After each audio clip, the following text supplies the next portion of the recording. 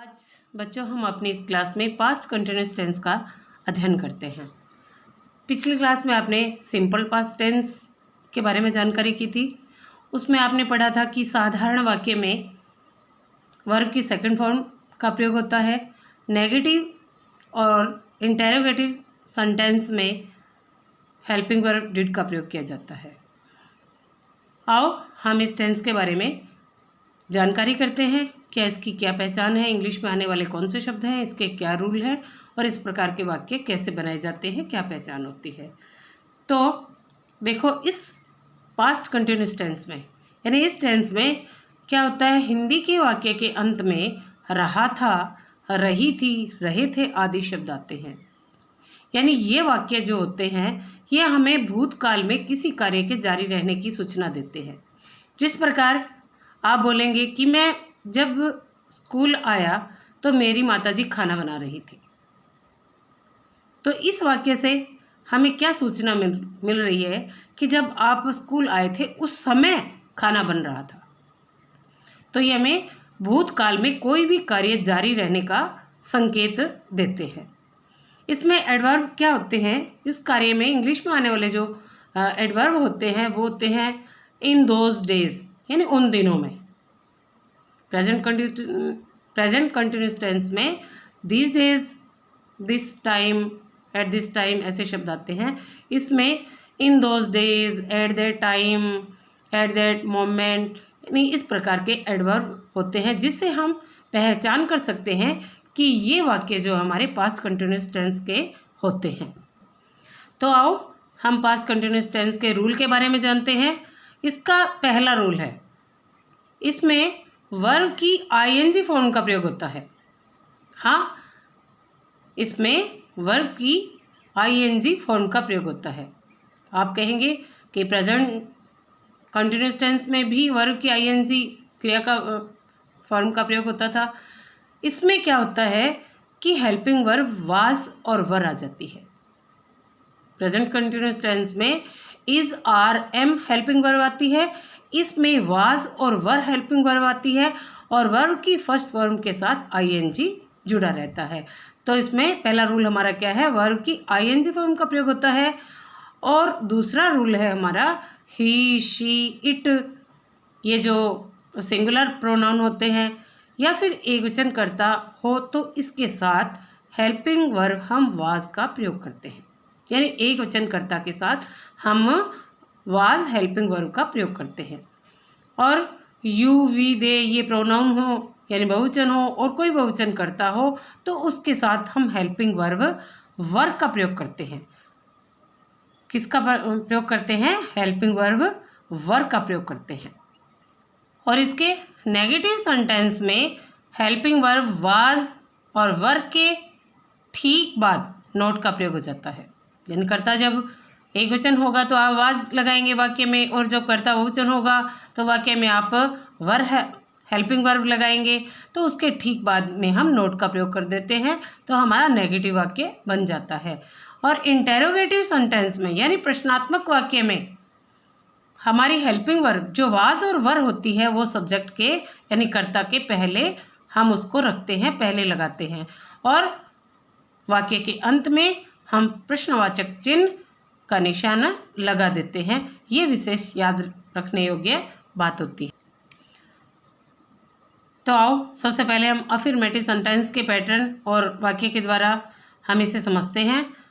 Affirmative sentence का क्या pattern होता है, इसमें देखिए सबसे पहले आता है सब्जेक्ट। जब हम वाक्य की रचना करते हैं, वाक्य का निर्माण करते हैं, वाक्य बनाते हैं तो सबसे पहले हम क्या रखते हैं, सब्जेक्ट को रखते हैं यानी कर्ता को रखते हैं।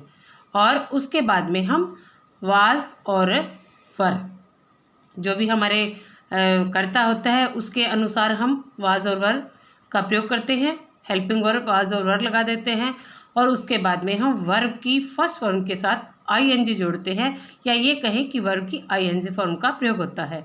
और उसके बाद में ऑब्जेक्ट लगाते हैं और उसके बाद में एडवर्ब या वाक्य में कुछ भी अदर मटेरियल होता है तो वो हम लगा देते हैं। तो देखो ये मैंने एक सिंगुलर वाक्य बनाया है, मेरी माताजी खाना बना रही थी। वाक्य में आया पीछे रही थी, तो हम ये जान चुके हैं कि इस वाक्य में ये रही थी आने से ये वाक्य पास्ट कंटिन्यूस टेंस का है। तो वाक्य बनाने के लिए पैटर्न में हमने देखा है सबसे पहले सब्जेक्ट आना है। तो हमारा यह सब्जेक्ट यानी कर्ता क्या है, मेरी माता जी, माई मदर। फिर हमें लगाना है हेल्पिंग वर्ब, मेरी माता जी, ये सिंगुलर करता है यानी माता जी एक हैं, तो यहाँ वाज आएगा। हेल्पिंग वर्ब हमने वाज का प्रयोग किया।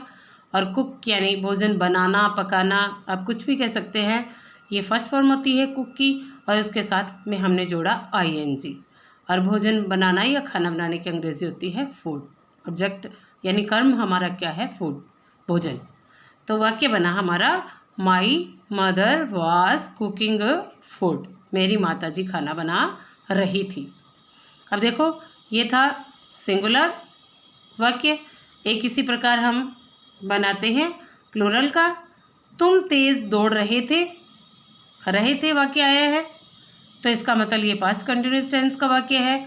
और यू जो होता है इसमें एक के लिए भी आता है और बहुत के लिए भी आ सकता है, यानी ये एक वचन में बहुवचन में दोनों में रखते हैं, लेकिन हमेशा यू के साथ जो भी बहुवचन की हेल्पिंग वर्ब होती है वो ही हम साथ में लगाते हैं।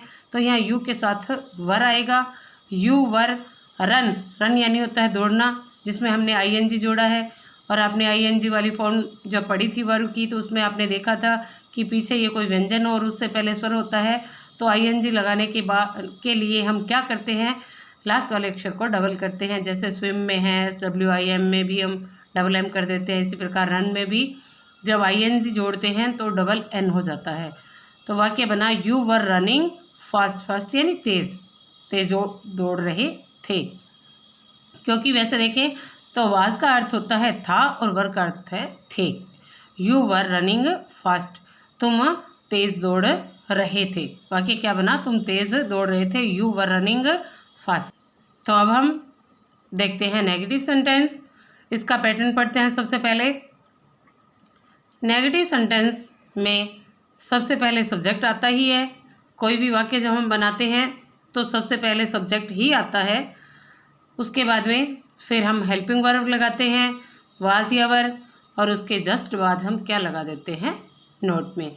आपने नेगेटिव का जो रूल पढ़ा था उसमें आपने अभी पढ़ा था कि जब नेगेटिव वाक्य हमें बनाना होता है तो हम वाज और वर यानी हेल्पिंग वर्ब के ठीक बाद में नोट का प्रयोग कर देते हैं। और उसके बाद में हम लगाते हैं वर्ब की ING फॉर्म, यानी वर्ब की फर्स्ट फॉर्म के साथ ING, उसके बाद ऑब्जेक्ट और एडवर्ब लगाते हैं। तो आओ अब हम वाक्य बनाते हैं। क्या वह कार, वाक्य मैंने बनाया यहाँ, वह कार नहीं चला रही थी रही थी, इसका मतलब में ये लड़की है, स्त्रीलिंग है, तो इसमें आएगा शी। वह के लिए यहाँ आएगा शी एक वचन करता है, तो यहाँ हेल्पिंग वर्ब आएगा वाज, और वाज के जस्ट बाद हमें लगाना होता है नॉट। और यहाँ पर क्रिया क्या है, चला रही थी। चला रही का मतलब क्या होता है, ड्राइव यानी होता है चलाना। ING हमने इसके साथ में जोड़ा, और कर्म क्या है, कार। तो वाक्य क्या बना, she was not driving A car, वह कार नहीं चला रही थी। अब एक हम प्लूरल का वाक्य देखते हैं। पक्षी आकाश में नहीं उड़ रहे थे। अब यदि यहाँ होता है पक्षी आकाश में नहीं उड़ रहा था, तो इसका मतलब एक पक्षी है, लेकिन पक्षी आकाश में नहीं उड़ रहे थे इसका मतलब बहुत पक्षी हैं। तो वाक्य ये किसका है, सेंटेंस है, ये बहुवचन का सेंटेंस है। तो यहाँ क्या आएगा, पक्षी की अंग्रेजी क्या होती है, वर्ड।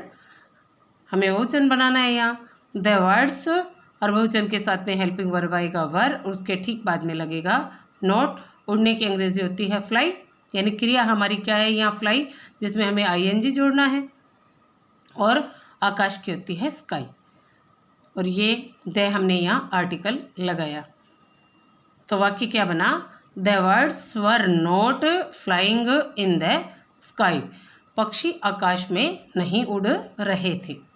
अब हम सीखते हैं इंटेरोगेटिव सेंटेंसेस यानी प्रश्नात्मक वाक्य। तो इसका पैटर्न क्या होता है, इसमें हेल्पिंग वर्ब वाज या वर हम सब्जेक्ट के पहले रखते हैं, यानी कर्ता के पहले लगाते हैं, और उसके बाद में सब्जेक्ट रखते हैं, और फिर वर्ब की आईएनजी की फॉर्म यानी वर्ब की फर्स्ट फॉर्म के साथ आईएनजी जोड़ते हैं। उसके बाद में ऑब्जेक्ट एडवर्ब आता है, और वाक्य के अंत में हम लगा देते हैं प्रश्नवाचक चिन्ह। अब वाक्य देखो है ये, क्या रमेश टीवी देख रहा था यानी ये पास्ट कंटिन्यूअस टेंस का वाक्य है। तो रमेश एक है यानी सिंगुलर नाउन है ये, तो इसके लिए हेल्पिंग वर्ब हमारा आएगा वाज। रमेश देखने की अंग्रेजी है वॉच यानी देखना, तो हमारी क्रिया यहाँ क्या है, वॉच, जिसमें मैंने आईएनजी जोड़ा है। वाज रमेश वॉचिंग टीवी, क्या रमेश टीवी देख रहा था, वाक्य बना।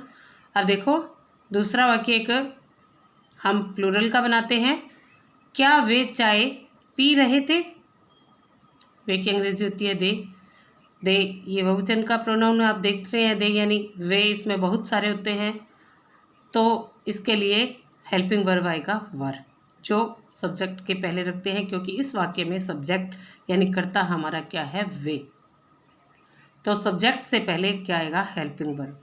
तो यहाँ हेल्पिंग वर्ब हमने लिया वर, और इसके बाद में ये है सब्जेक्ट यानी दे, और टेक यानी यहाँ पीने के लिए अंग्रेजी चाय में आई है टेक, जिसमें आईएनजी की फॉर्म हमने लगाई, यानी टेक में आईएनजी जोड़ा।